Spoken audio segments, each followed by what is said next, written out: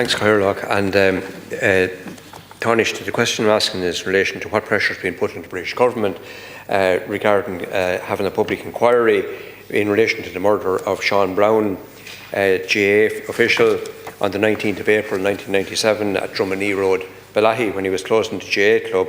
This was a hard-working member of the local community, had done huge voluntary work on behalf of the GAA and indeed in the community, and he was highly respected.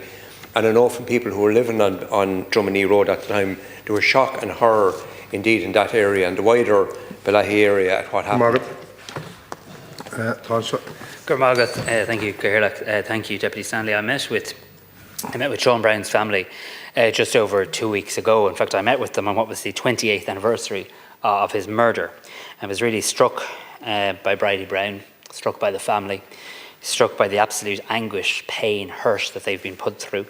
This family have shown enormous strength, enormous resilience in pursuing this case. I commend them for their tireless campaign for truth, transparency and accountability over the last 28 years. And I reiterated to them when we met that I will continue to use any influence that I have now and at every point, and that of the Irish government, to bring about a resolution that is acceptable to them. They want a public inquiry, they deserve a public inquiry, they need a public inquiry.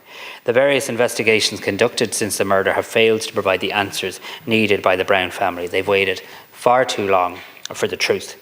I raised the case of Sean Brown with the Secretary of State for Northern Ireland in our first call after I took office in January. I've raised it again in a number of subsequent calls, most recently at the end of last week. I also discussed the issue with the Secretary of State at a meeting of the British-Irish Intergovernmental Conference at Hillsborough Castle last month.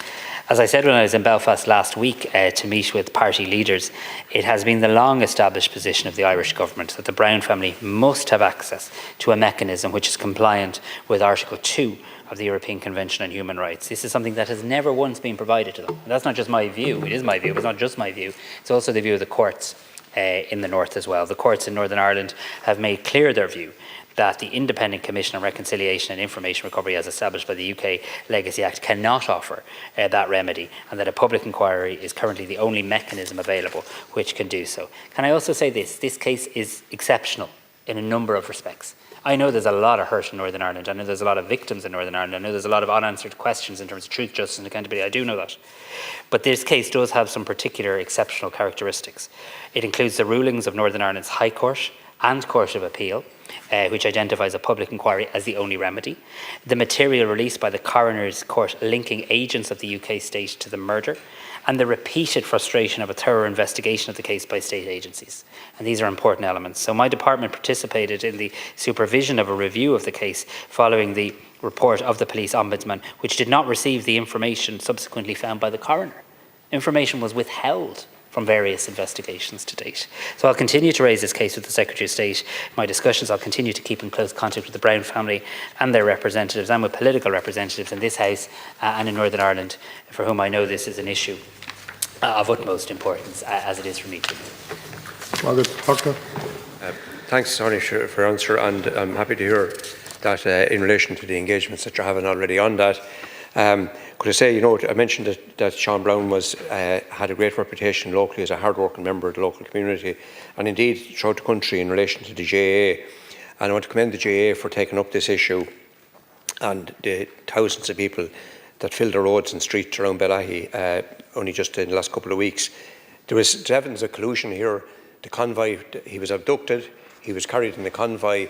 That passed under cameras at Toonbridge police station, RUC station it was then. It's no longer there. This fits in with the British counterinsurgency strategy that was set out by Frank Kitson 30 years earlier. And it's sad to say that, it was the tail end of it. You were coming up against the Good Friday Agreement. And it's clear strategy to actually lower the demands of the nationalist community. So I just think it's, able to carry out these actions will keep them at arm's length. Great credit to the family. I would just urge you to do everything you can at North-South meetings, intergovernmental conferences that has taken up continuously with the Secretary of State. And could you confirm if the Taoiseach has taken it up with Keir Starmer. We do have better relations now between Britain and Ireland, and that's welcome with the new government in England. You know, it's better than it was. There's a number of matters now that are being dealt with that wasn't being dealt with for a number of years, and just there's an opportunity there, I think, between the two Prime Ministers, the Taoiseach and the Prime Minister of Britain, to try and reach agreement on this. I want to join with the deputies in commending the Lahi GA and the GA more widely as well, and indeed the President of the GA, Jarlath Burns, attended the meeting with the family, with the Brown family when they came to see me. I mean, Sean Brown was a good, decent man locking up his GA club when he was brutally killed and murdered 28 years ago. There has been not only no answers given to his family and no Article 2 compliant investigation, there have been clear active efforts to suppress information in relation to that.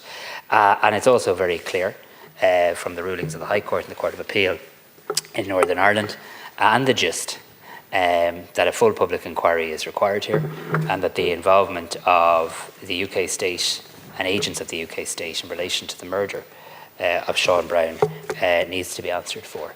The family need those answers. The Taoiseach and I are at idem with this. I'm quite sure the Taoiseach's raised it with the British Prime Minister. The Taoiseach and I have discussed this on a number of occasions, and we all in the Irish government feel very strongly in relation to this. So at the moment it is a statement of fact that there's no other mechanism available that is Article 2 human rights compliant than a public inquiry. Bridie Brown, if she doesn't mind me saying so, is in her late 80s. She deserves answers in relation to the murder of her husband. And I'll continue to, as will the government, make that point at every opportunity in our engagements and all our engagements with the UK government as well.